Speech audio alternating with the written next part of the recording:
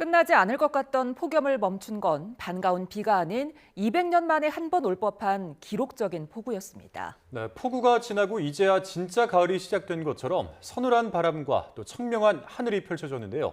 자, 지금부터는 취재기자와 함께 주말 폭우 상황 그리고 가을 날씨 전망까지 자세히 살펴보겠습니다. 자, 김민경 기자 나와 있습니다. 안녕하세요. 안녕하세요. 먼저 주말 폭우 상황 먼저 되짚어 보겠습니다. 200년 만에 한 번 올 법한 기록적인 폭우였다고요? 맞습니다. 정말 어마어마한 기록이었습니다. 그래픽 보실까요? 이 예년 장마철 평균 강수량이 356.7mm인데요. 지난 토요일 창원에는 무려 397.7mm나 쏟아졌습니다. 이 부산과 거제도 300mm 이상, 서산, 순천도 200mm 이상 등 곳곳에서 9월 일강수량을 기록을 경신했습니다. 이 강수 강도도 기록적이었는데요. 창원의 1시간 최다 강수량은 104.9mm로 기상청에서 창원 호우를 두고 200년 만에 한 번 내릴 수 있는 수준이라고 분석할 정도였습니다. 이 밖에도 진도에서 시간당 112.2mm, 해남과 서산에서도 시간당 100mm 안팎의 물폭탄이 쏟아졌습니다. 네, 이제 하시는 말씀을 들어보니까 지금 과연 9월이 맞나, 다시 장마철로 돌아간 건 아닌가 이런 생각이 좀 드는데 원인이 뭐예요? 네, 화면 보면서 설명드리겠습니다. 이 시간 순서대로 볼까요? 토요일 새벽 1시 레이더입니다. 이 비구름이 두 갈래로 나뉘어 있는 거 혹시 보이시나요? 어떻게 두 갈래죠? 내륙의 큰 비구름, 그리고 남해안에 있는 또 다른 비구름입니다. 이 먼저 중부지방에 있는 거대한 비구름대는요, 북쪽의 찬 공기와 남쪽의 따뜻한 공기가 강하게 충돌하면서 생긴 이 정체전선에 의해서 만들어진 비구름이고요. 이 때문에 충남 서산의 강수량이 99.1mm가 기록된 게 이 비구름 때문이고요. 99.1m요? 1mm입니다. 예. 네. 이 경남 등 남해안에 있는 이 비구름대는요, 이 북태평양 고기압의 가장자리를 따라 유입된 수증기가 만들어낸 비구름입니다. 이 지형에 부딪히면서 형성된 건데요.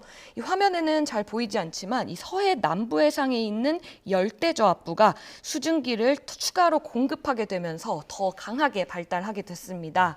여기 보이시는 이 남색 비구름 혹시 보이실까요? 근데 이게 시간당 100mm 이상의 폭우를 부리는 강한 비구름인데요. 이 영향으로 이 창원에 비공식적으로 109.5mm, 이 공식적으로도 104.9mm의 강수량이 기록된 겁니다.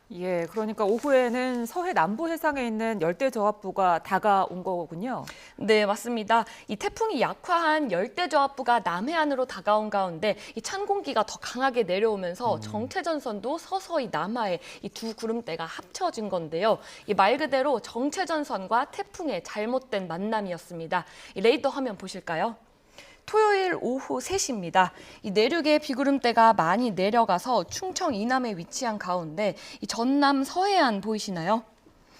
이 14호 태풍 풀라산이 남긴 비구름대입니다. 이게 짙은 색이에요? 네, 맞습니다. 이 태풍이 약화했어도 이 비구름은 여전히 중심 풍속이 초속 19m의 강한 바람과 함께 천둥 번개를 동반하기 때문에 절대 약한 게 아닙니다. 이 태풍이 남긴 비구름이 이렇게 내륙에서 남하한 정체전선에 의한 비구름과 합쳐지게 되면서 이렇게 더욱 강력하게 발달하게 된 건데요. 이 정미에서 비구름의 이동을 동영상으로 보시게 되면요. 이 비구름대가 남하하고 태풍 비구름이 남해안으로 유입되면서 합쳐져서 이 두 개가 합쳐진 게 남부지방, 특히 전남과 경남을 지나면서 호우 피해가 속출하게 됐습니다. 그러니까 뭔가 합쳐지면서 더 강도가 세졌다 이렇게 이해하면 될 것 같은데 사실 9월 하순이잖아요. 그런데 시간당 100mm 이상의 극한호우가 쏟아졌다? 뭔가 좀 정상적이지는 않은 것 같아요. 굉장히 이례적인 거죠, 이게? 맞습니다. 이 9월 하순에 이렇게 많은 폭우가 내린 건 굉장히 이례적입니다. 이 우리나라는 보통 8월 말에서 9월 초에 장마철처럼 비가 많이 오는 시기가 찾아오는데요. 이걸 가을 장마, 2차 장마, 2차 우기라고 부릅니다. 보통 여름철에는 북태평양 고기압이 아래에서 강하게 발달해 우리나라를 뒤덮으면서 이 정체전선을 북한 지방 위로 밀어 올리게 됩니다. 이 때문에 정체전선도 이 북한 쪽으로 올라가게 되는데요. 그러다 여름 끝 무렵에 이 북태평양 고기압 세력이 약해지고 북쪽에서 찬 공기가 내려와서 선선해지는 시기가 되면 이 두 공기가 가장자리 이 우리나라 내륙에 걸쳐지게 되면서 정체전선이 만들어지게 됩니다.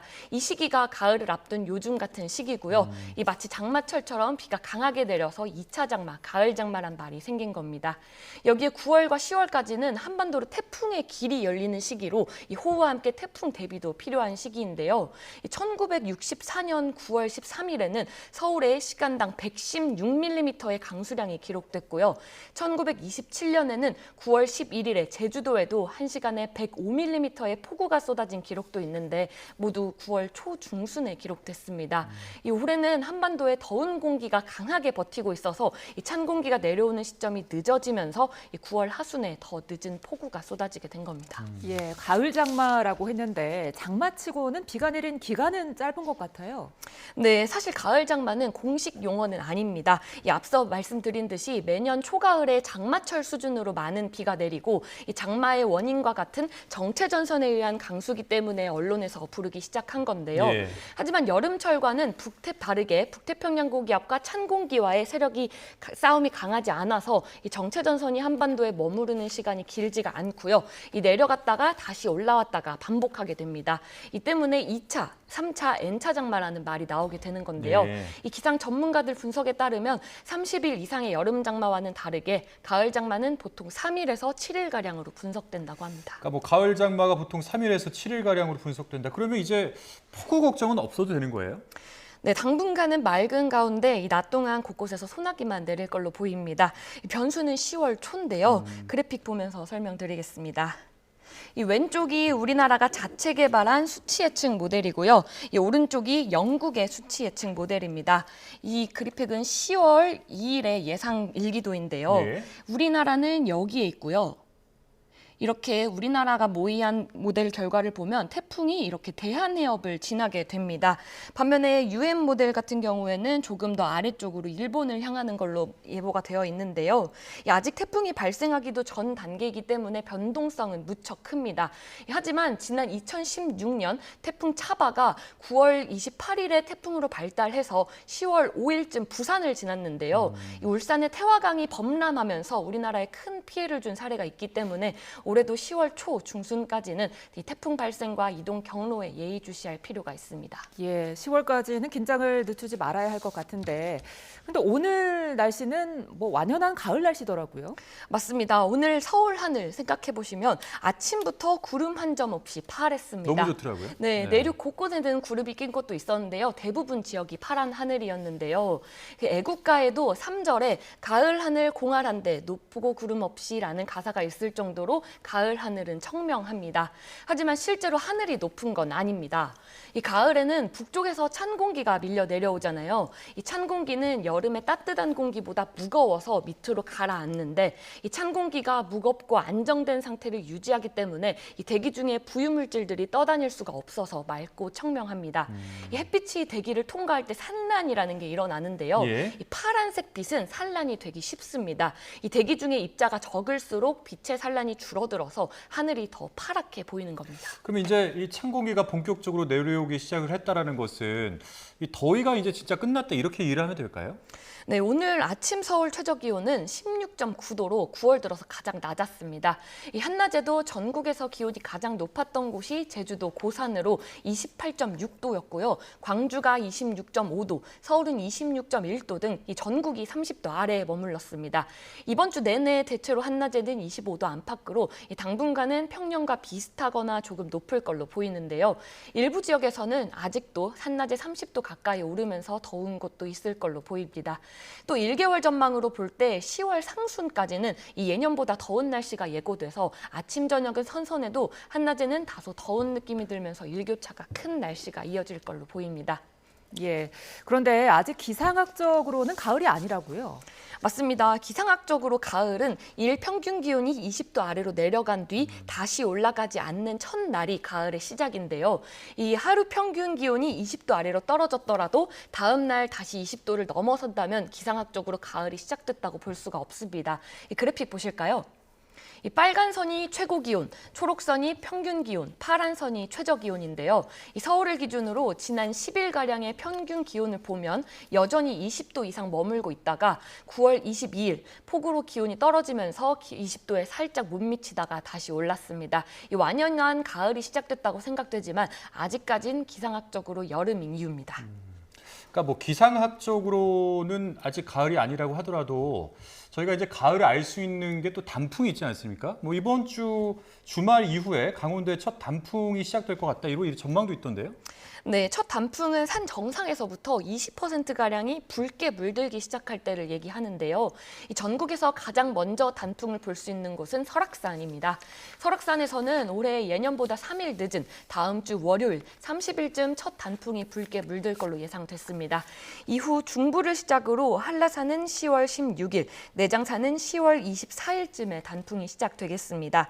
이 단풍의 절정은 첫 단풍이 든 이후 2주 정도 뒤로 이 설악산은 10월 하순부터 다른 지역에서는 10월 말부터 단풍이 절정기로 접어들 전망인데요. 예. 그런데 작년 단풍이 어땠는지 혹시 기억나시나요? 글쎄요, 그냥 뭐 빨갛지 않았을까요? 지난해는 도심 곳곳에서 단풍이 빨갛지 않고 물들지 못한 채 버린 초록 단풍이 많았습니다. 이 단풍이 곱게 물들려면 보통 찬 공기가 내려오면서 일교차가 커져야 하는데요. 여름 더위가 늦가을까지 이어지다가 갑자기 쌀쌀해져서 제대로 세결되지 못하고 떨어져 버린 겁니다.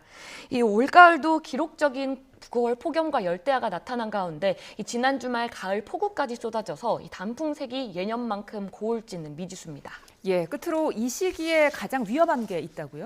네, 아침 안개입니다. 이 안개는 낮에 햇볕의 영향으로 기온이 올랐던 반면에 밤 사이에는 기온이 급격히 떨어지기 때문에 생기는 건데요. 예. 이 공기가 수증기를 담을 수 있는 그릇은 온도가 높을수록 큽니다. 이 낮에는 기온이 올라서 수증기를 담는 그릇이 대야처럼 크지만 이 밤에는 기온이 떨어지면서 밥그릇처럼 작아지게 되는 겁니다. 그만큼 공기 그릇이 수증기를 담지 못해서 이 대기 중에 물방울로 떠다니는 게 안개인데요. 아침에 안개가 자욱하게 끼면 가시거리가 짧아져서 교통사고 위험성이 매우 커집니다. 지난 2010년 서해안고속도로, 2015년 영동고속도로, 2018년 중부내륙고속도로에서의 이 차량 수십 대 연쇄 추돌 사고의 원인도 모두 안개였습니다. 이 안개가 짙게 끼면 속도를 줄이고 충분한 안전거리를 유지하면서 비상등을 켜는 등 각별한 주의가 필요합니다. 예, 지금까지 날씨 전망 김민경 기자와 함께했습니다. 오늘 말씀 고맙습니다.